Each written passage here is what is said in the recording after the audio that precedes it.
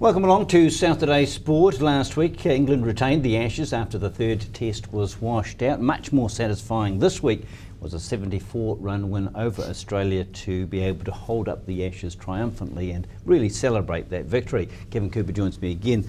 Kevin, just looking back on this last test, it was all talked about the spinners would dominate, and we've got Harris with the backer wickets and Broad. So the predictions about how the wicket would play out differed from the actual result. Yeah, it did. I mean, they talk about it sort of being a flatter wicket, probably turn a bit. Look at the county championship games that's been played there in previous times, is that it's always the spinners that's taken the wickets. Yeah, this time it's the seamers. It's been a little, as a test went on, it got a little bit up and down, which normally they do that. But the ball swung a little bit and it seamed. And seamers, certainly from an England point of view, finally we've pitched the ball up. We have a tendency, because with the tall bowlers, 6'5" guys, we tend to bowl that back of a length sometimes. It's okay on certain wickets, but this particular wicket, they finally found the right length, pitched the ball up like Harris did, and you see what rewards you get. England would have been disappointed. They elected to bat and got a fairly small score and were vulnerable. Yeah, you know, you win the toss on a good-looking wicket. So basically, the weather's in good conditions for them to start with. To get 230 odd, I think they'd be very, very disappointed in doing that. And then, of course, Australia batted, and we got them in a good position where we was on top of them, and then they rallied around a little bit, and they get a bit of a lead, 40 odd runs basically. Game's evenly balanced again.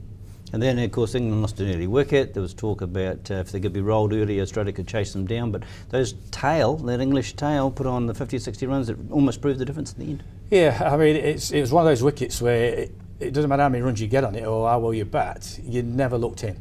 And of course, England's saviour again was Ian Bell to get another 100, which is his third in the series. You know, a great feat. And I think he basically saved us. We got there where we needed. They got to get 300 basically to win the series. Oh, sorry, to win the test. And Australia get off to a great start. 109 for one wicket, and you're thinking, ooh, here we go again. But I think it was Bresnan teamed up with Broad and got a great partnership of both ends working really hard, both ends creating pressure, and then Bresnan bowled a magic delivery to Warner, which he nicked behind, got out, and then all of a sudden, the pressure went back onto the Australians again. We got our tail up, the crowd got behind us, and then Broad bowled this magic delivery to Clark, knocks it off pole out of the ground, and that was it. They just fell over.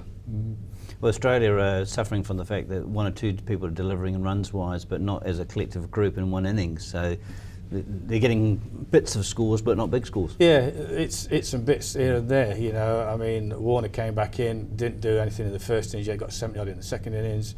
You got Rogers gets 100 in the first innings, doesn't get too many in the second innings. Clark gets 100 in the first innings, doesn't get any in the second innings, and that's how they've been going, unfortunately.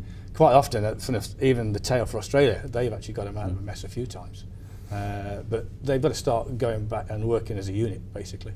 I think they missed a chance here, Australia. I know that they could have drawn the series, and that was part of the psychological thing they wanted to improve, but they'd lost the Ashes. So they could have continued with their experiment of Agar, for instance, who is a genuine bat, they need a bat, and develop his spinning. Instead they go to line. I know he got a couple of wickets, but that's not an investment in the future for me. Probably not, but you know, as you say, they wanted, if they could win this game and go and win at the Oval, they can draw the series. So I think that was their main aim to start of this particular test. That's not worked. So do they go back to the drawing board? Do they bring in and change players? Who knows? Whether they'll do that, I'm not quite sure, because they need to have a stable balance in the side. You know, and players knowing what they're actually doing, and then see how this next test goes. And I think when they leave the shores, then they'll sit down and reevaluate what they've got. England need to also look at their team, because we're going to talk about the same weaknesses that we did last week. Root is an opener, Bairstow unproven, Price got no runs. So there are some things that could be fixed here, but they're sort of waiting for them to come right, aren't they? They are. I mean, as I said in the last interview that we did, I mean, is Root an opening batsman? You know, we know he can score runs down the order, but as an opener at the moment, I know he got that 100, but since then he's looked very vulnerable. And so whether you carry on with him, who knows what they'll do. Pryor, well, we know he can keep, and he normally scores runs for us, but he's just had one of those series where it's not gone very well for him. So I think they'll stay with him, to be honest with you. Bairstow is another one of those guys. He sort of got in and got out, and you could say that with quite a few of the players, to be honest with you, on both sides. They get in, then get out, and nobody's actually going on. And that's where England need it in the middle order. We can't just keep relying on Bell to score 100 for us every time. That's right. And look at Bresner's position, I suppose, of the bowlers, he was the most vulnerable, just got in ahead of Onions, we believe, in their last test. He did enough this time, I think, to keep his job. He's always going to be looking over his shoulder, though, isn't he? Yeah, he's going to be that sort of third, fourth seamer, and that's all he'll be. And he's got to, I think, use his all-round potential, where we know he can bat, but when he comes in, he's got to score runs, like he did this particular innings. He gets 40 odd there, well, comes in night watchman and gets 40 odd for us. So, you know, he proved his position there. Bowling wise, I know he's got a little bit of pace there, but he's not as quick as the rest, and he's got to be, to me, he's got to be Mr. Reliable. He's going to come on and just block one end up for us. And if he doesn't do that, how's he going to get in the side?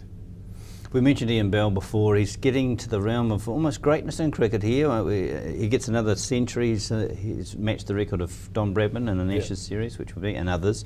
And as a friend of mine said, he's so good because he delivers when the team's in trouble. And it's easy to score centuries when you're 400 for nil, but when you're in trouble, he delivers.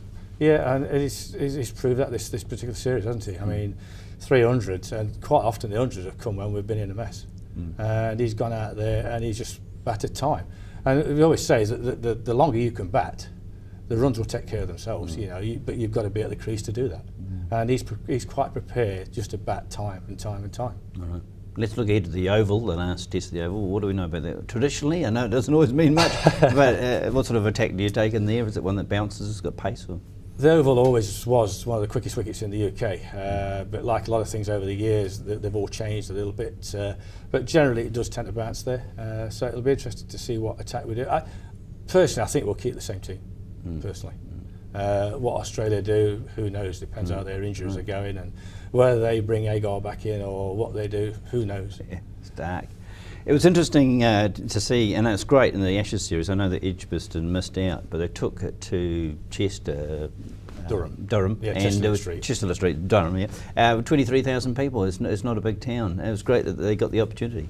Yeah, I mean, when Durham came into first-class cricket, their aim was to actually have Test cricket being played up in the northeast, and it took them quite a few years to get around there. I mean, I can remember when they first came into the first-class scene.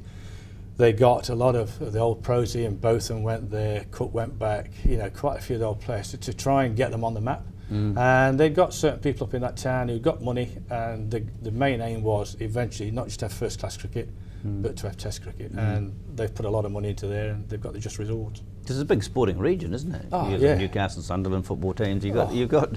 It's only fair, I think, that they get cricket of that quality. Yeah, it's a fantastic place up there. It's buzzing with sport. But if we don't take Test cricket up there, then people have got to travel a long way to try and come and see Test cricket. Basically, you're going to come down to Old Trafford, which for them is a fair old hike. So, you know, to spread it around a little bit more, it's quite good. They turned up in numbers too, They did. as they have for the Test, and they'll be there at the Oval. Hopefully it'll be well supported. Even if that's the last one, we've won the series, but you know, I'm sure because it's the Ashes, people will still turn up. So which team is the harder to motivate now? England because they've absolutely sealed everything, or Australia because they're desperate? Well, I'd like to see England go out there very, very positive and try and win the series 4-0.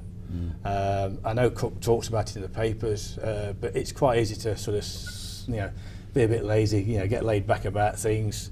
But hopefully we won't do that. You know, we're going there very, very, very positive. But on the other hand, Australia, they've got nothing to lose. They've got to come out fighting to prove a point. And I can't see them just, it's the last one, we're not really bothered. They won't be like that. And I'm sure Clark won't anyway. All right, we'll talk to you in a couple of weeks' time to find out if you were right. Yeah, okay. Well, who knows? Okay. That's the South Today tonight. See you tomorrow. Good night.